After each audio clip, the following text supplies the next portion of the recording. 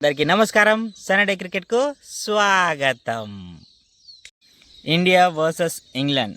So day 3 ఏంటి విశేషాలు ఏంటిది తెలుసుకుందామా? Let's get started.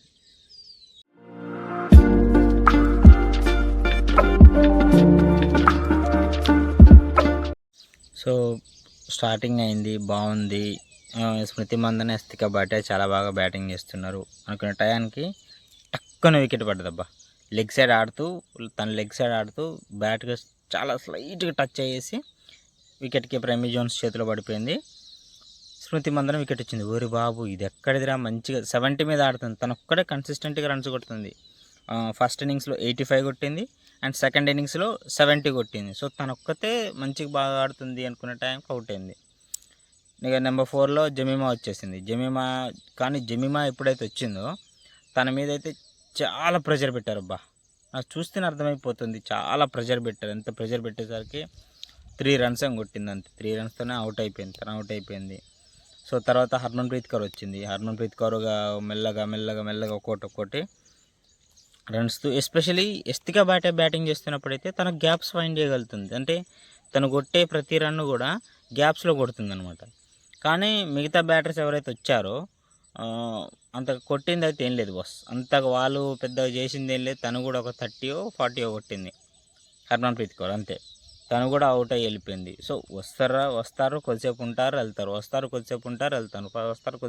వెళ్తారు. సో అట్లా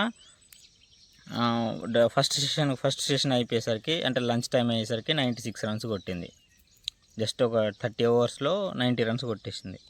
90 రన్స్ కట్టేసింది. తర్వాత మళ్ళీ లంచ్ తర్వాత మళ్ళీ వస్తే మెల్లగా దీప్తి శర్మతో మంచి పార్ట్నర్షిప్ స్టార్ట్ చేసింది. దీప్తి శర్మ కూడా చాలా త్వరగా కొట్టింది బాస్. సో అప్పుడు వచ్చిందబ్బా, మెల్లగా ఒక్కొక్క బాల్ ఆడుతూ మేడన్ test century honours board.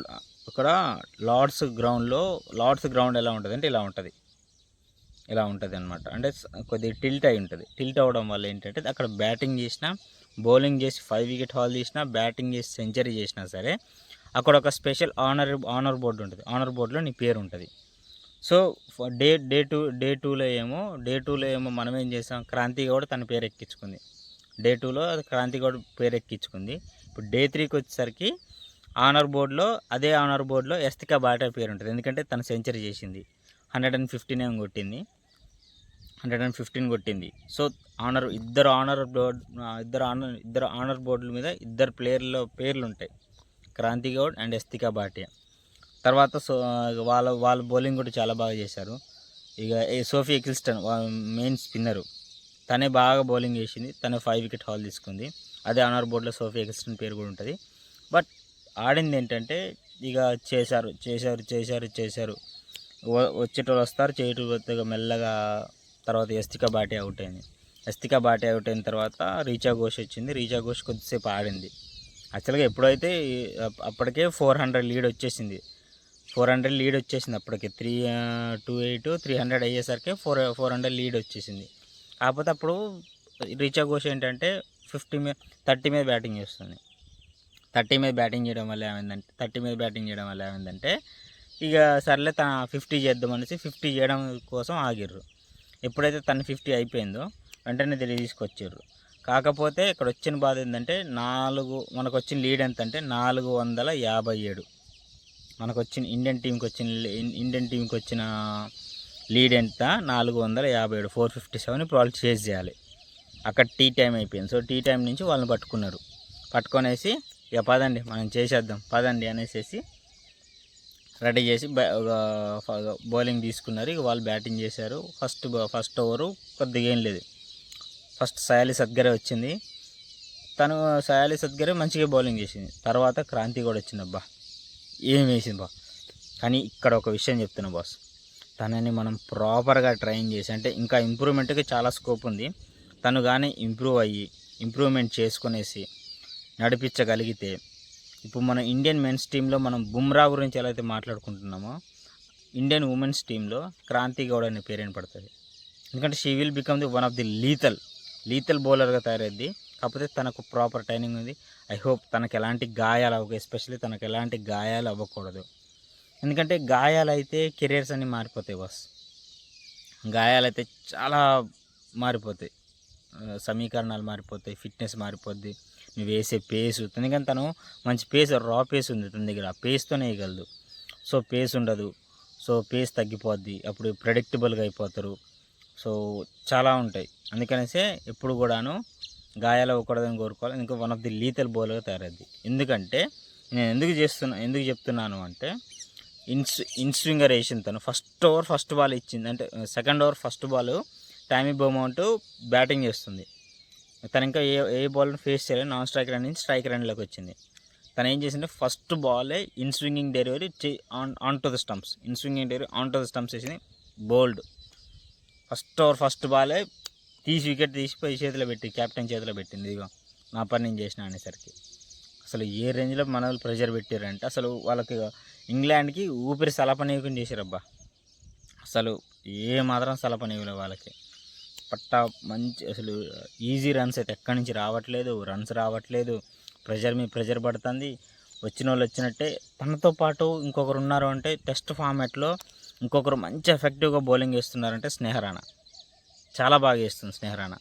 So తను కూడా ఒక ప్రాపర్ టెస్ట్ మ్యాచ్ ప్లేయర్గా తయారవుతుంది. వచ్చినాయి 2 వికెట్లే, తనకు వచ్చిన 2 వికెట్లే. కానీ తను వేసిన బౌలింగ్ మాత్రం ప్రాపర్ లైన్ అండ్ లెంత్లో వేసింది. ప్రాపర్గా ఎక్కడైతే ఏ లైన్ అండ్ లెంత్లో వేయాలో తన ఒక్కదానికే టర్న్ దొరుకుతుంది. శ్రీచరణ్కి దొరకట్లేదు, దీప్తి శర్మకి, వాళ్ళిద్దరికీ టర్న్ దొరకట్లేదు. కానీ స్నేహరాణా ఒక్కతే టర్న్ చేయగలుగుతుంది. సో అలాంటి ప్లేయర్ అనేవాళ్ళు కావాలి, ఎట్టి పరిస్థితుల్లో కావాల్సిందే.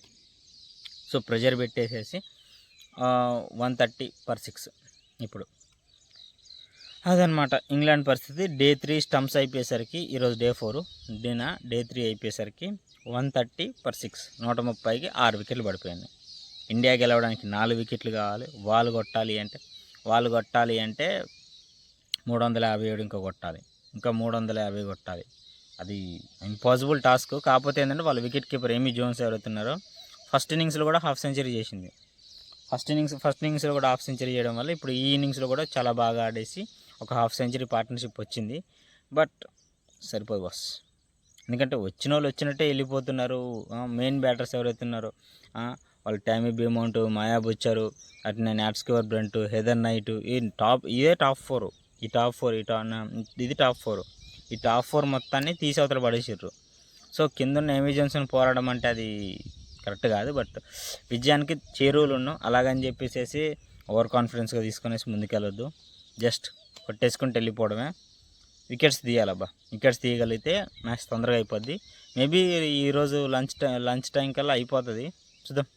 ఓకే, లార్డ్స్ గ్రౌండ్లో మళ్ళీ ఇండియాకి